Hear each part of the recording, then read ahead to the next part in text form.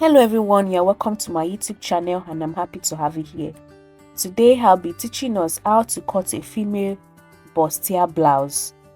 Using our pattern paper, our marker and our ruler, we'll be marking out the important lines that we need for this tutorial, which are our chest line, our bust line, our under bust, our waistline and our hip line. Now how do we get these places that we rule out? We measure from the client shoulder to the chest line, which is just above the bust. That's where we get our chest line. Again, from the shoulder to the bust point, that's the bust circumference. That's where we get our bust line. From the shoulder to the under bust, that's where we get our under bust line. From the shoulder to the waist point, that's where we get our waistline. From the shoulder to the hip point, that's where the measurement to get there is where we mark our waist, our hip line. After we've marked all those lines and then we've labeled them so we are not confused, we now begin to trace out the circumference of our measurements. Remember that we are dividing all our measurements by 4. So now I mark my bust point, which is 34 inches. I divide by 4, I get my 8.5. I do the same thing on my under bust, which is 29 inches. Divided by 4 is 7.2. On my waistline, which is 28 inches, divided by 4 is 7. I mark it. And on my hip line, when I divide by 4, I get my 9.5 inches. So those are my actual measurements. Before we go to the main thing, which is getting out our dart points, which are going to be removing, which will give us that perfect bustier shape. So I'm defining the points, the measurement points which have been marked.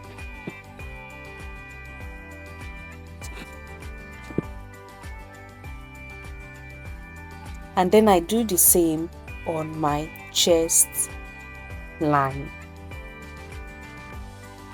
After I've done this, the next thing is to get my dart point. My dart is 3.5, so I'm going to mark this 3.5 across all the lines. It depends on how busty the person is. We need to use a dart point of 4.5. It all depends on how busty the client is.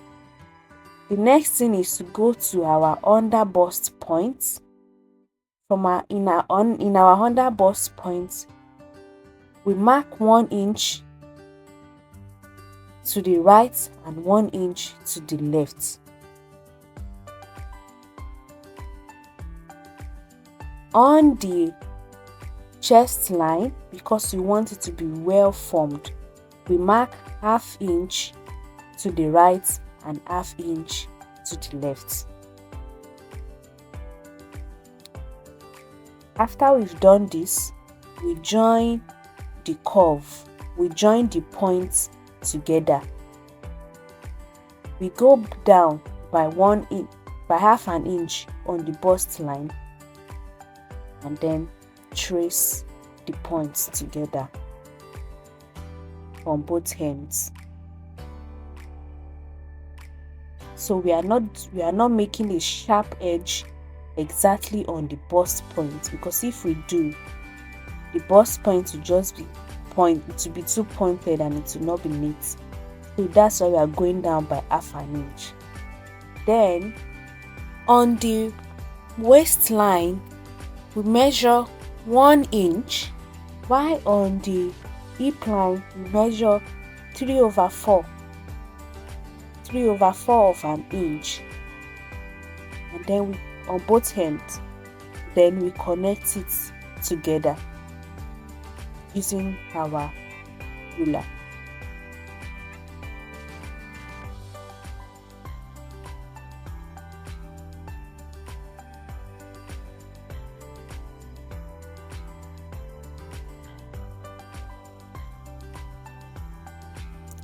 After that is done, the next thing for us to do is to measure what we have taken, what we have measured in the darts, and then go to the measurements that we marked the other time and then add it. So whatever we have subtracted, we now add it to the length of what we have measured initially to those points, because everything that is in that point is going to be cut away, so that we will not be short.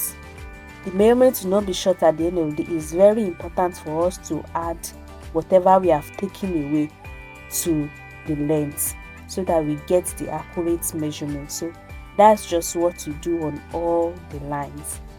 Whatever we have taken in the dart point, in the midpoint, we add it to the measurements.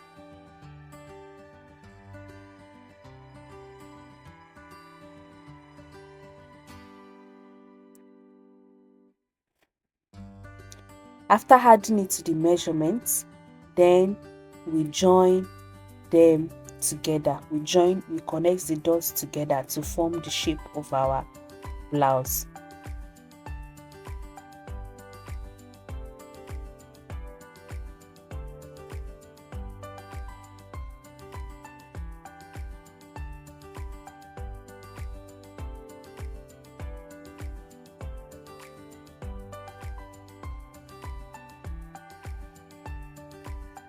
Remember that we join the points on the extended measurement, not on the initial measurement that we marked. It is on the extended measurement, and then we just try and get rid of pointed edges as much as possible by curving it out. After we have curved it out, the next thing to do is to add our extra inches. I'm going to be adding 3.5 extra inches on all the measurements.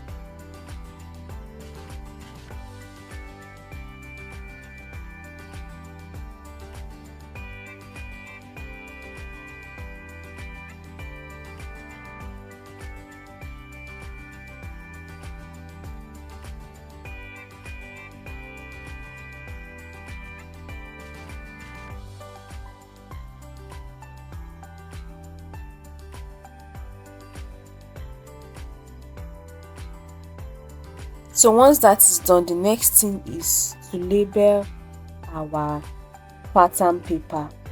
So this will make it easy for us. By the time we cut out that, it will make it easy for us to locate which is which, to identify which is which. Remember, this tie I want to make, there is a point that is long, there's a point that is short. So because of this, I'm going to be increasing the length of the blouse, so I'm extending all the lines. Now, to cut the back pattern, I'll be placing the front pattern on the back pattern. After placing the front pattern on the back pattern, I'm going to be extending the lines as shown. This is just to make the work easier so that I don't have to begin again. So it's just to make it straightforward, so I don't have to start measuring the points again. And then after extending the lines, I label them accordingly: the chest line, the bust line, the under bust line, the waist line, and the hip line, just as we have done on the front pattern. And then we mark it out.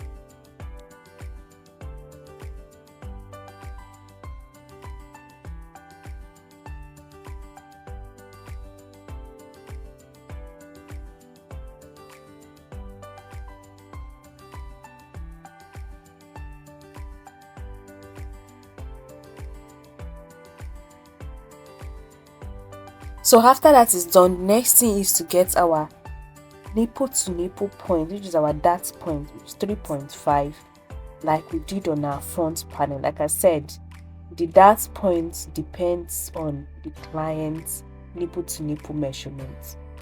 When that is done, we mark it down the lines, and then we now begin to trace out our measurements on the lines. So our measurement divided by 4, just like we did on the front pattern, we mark it on the chest line, the bust line, the under bust, the waistline, and the hip line.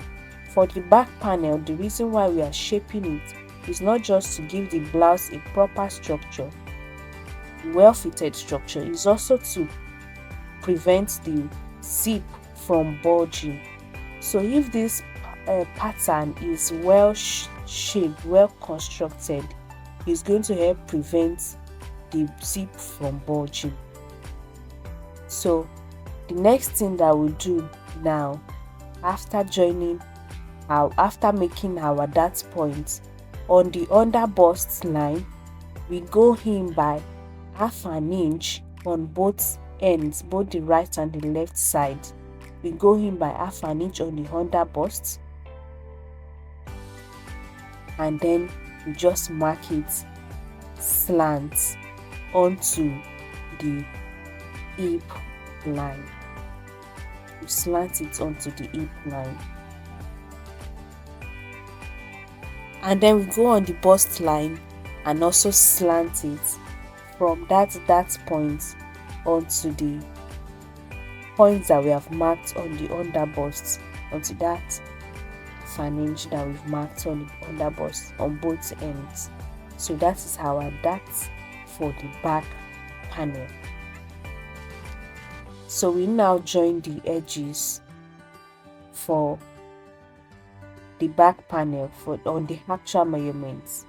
But before we do that, whatever, just like we did in the front panel, whatever we took off in that dart point, we have to replace it back on the actual measurements. So on the under bust is about 1 inch, on the waistline is about half an inch, while on the hip line is about 1/4 of an inch. So remember, we'll come down by half an inch because you don't want a sharp edge on the bust line. So that's where we cut it from. So whatever we take, we add it, and then we now add our extra 3.5 inches before we now curve it out to make our pattern.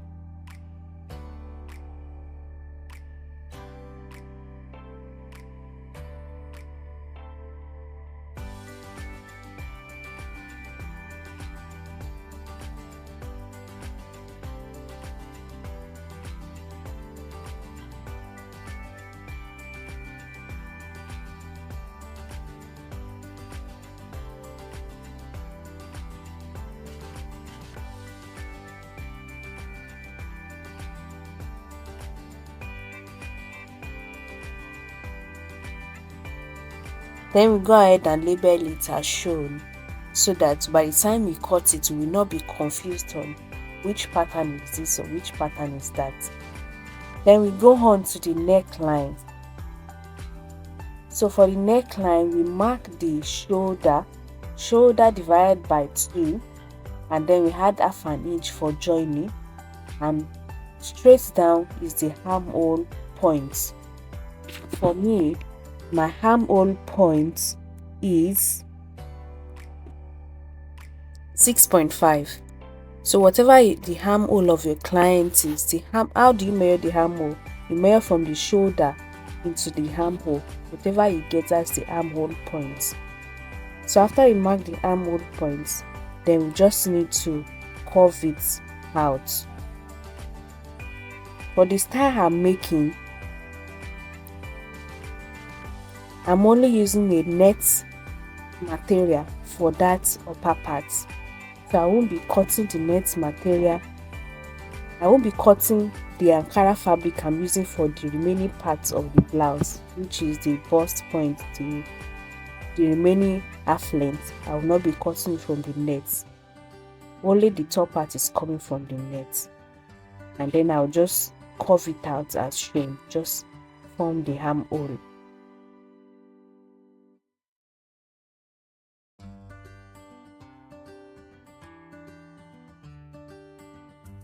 Then for the neckline, it's going to be a V-shaped neckline.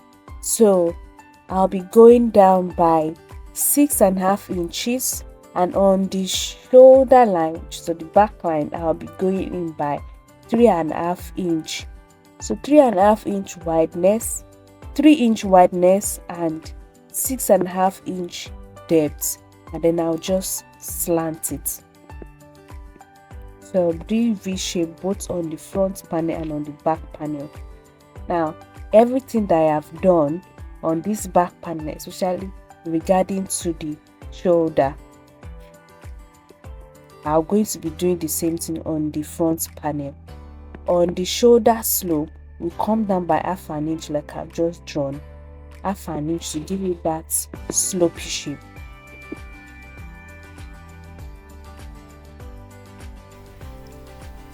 So like I said, everything we did on the back panel regarding the shoulder and the neck, we'll be doing the same thing on the front panel.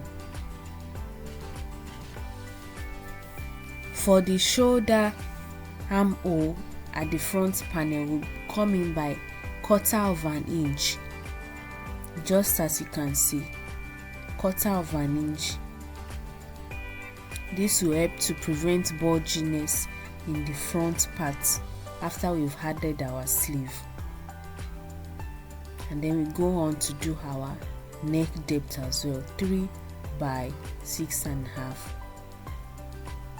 So eventually, I think I eventually came down a little bit more on that front part, I think to about 7 inches.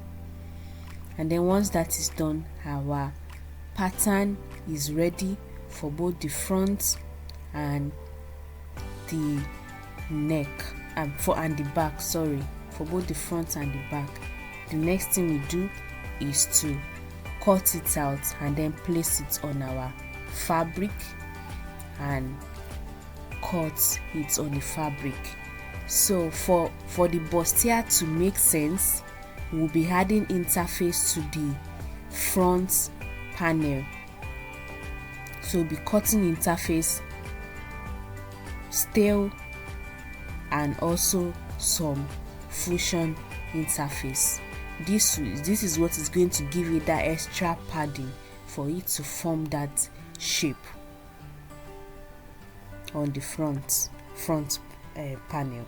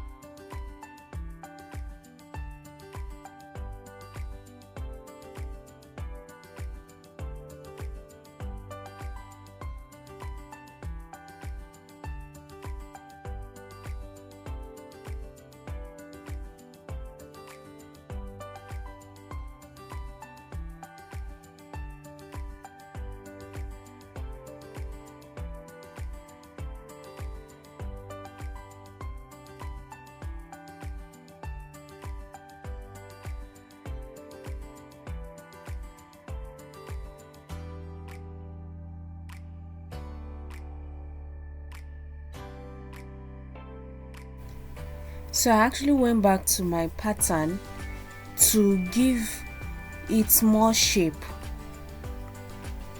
So I went in by 1 inch at the bust, the midpoint there, just as you can see, just to give it more shape, and then I just curved it using freehand.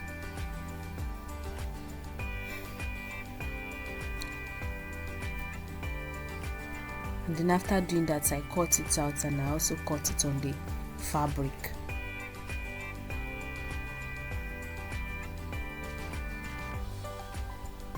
So these are my interfacing. I've cut my interfacing.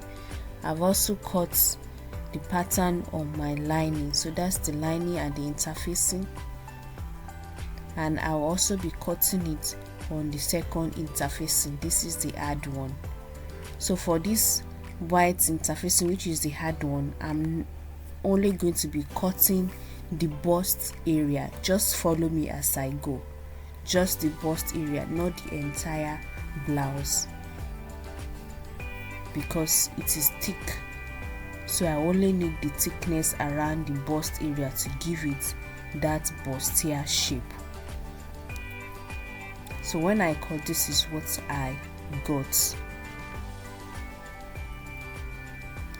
You're going to be leaving 1/4 of an inch at the joining point so that it won't be bulky.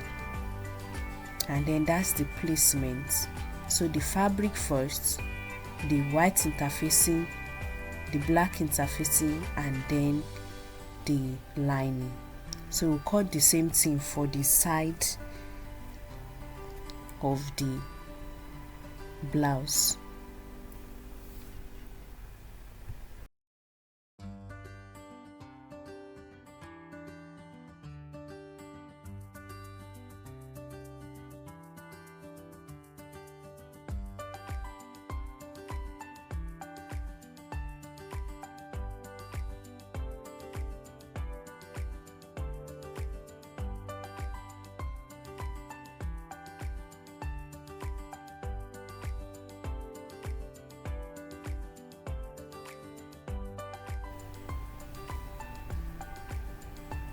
And then we just shape it as shown using a freehand.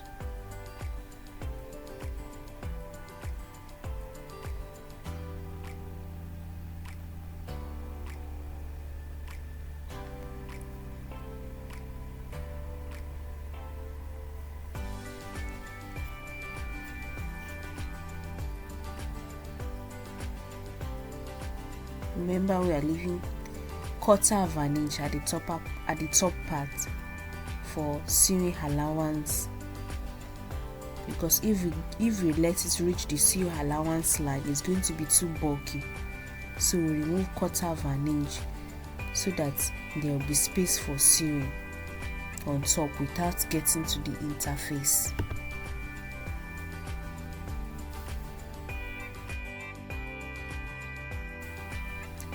And then once that is done, we iron.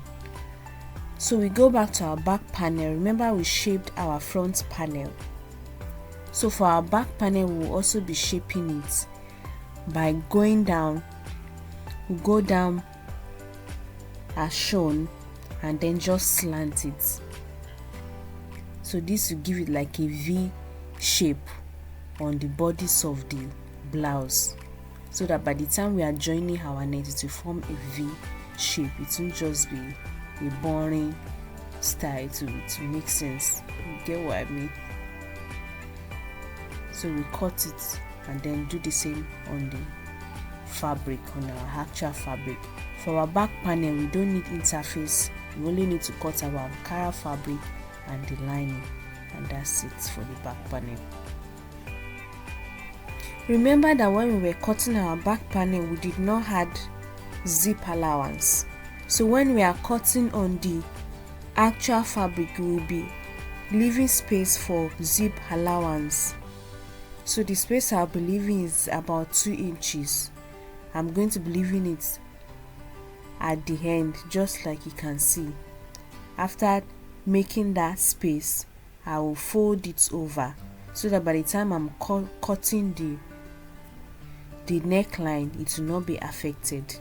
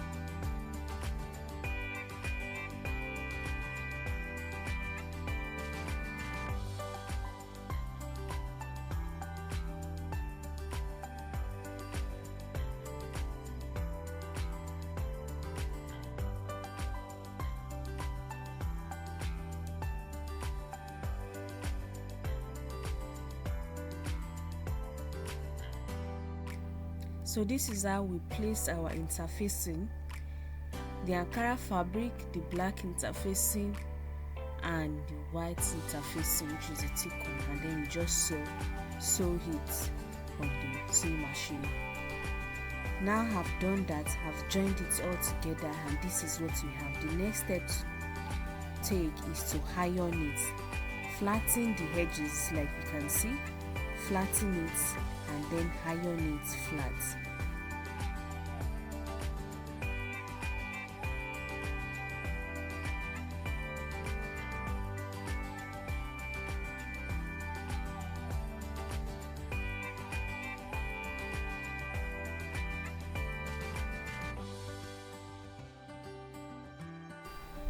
For the bust area, I would suggest you use the bustier molder.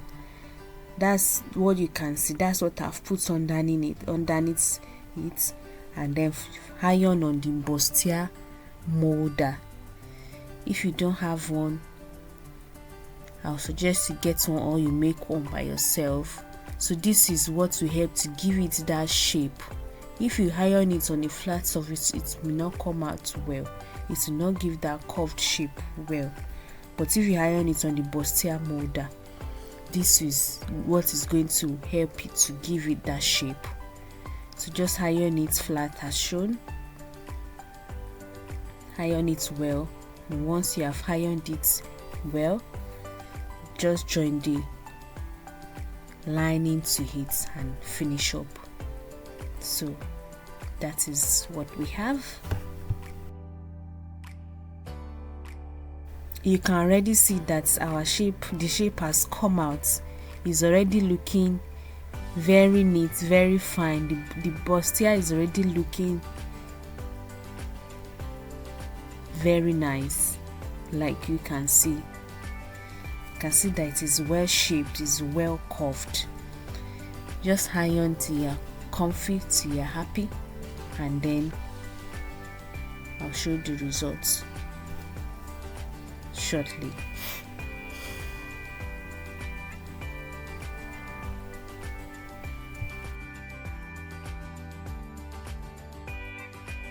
So this is what we have at the end of the day. You can see that our bustier is perfect, well laid. You can see the curve I made at the bust side, the center point. You can see it's well laid. Everything is looking superb, fantastic. So that is our bustier.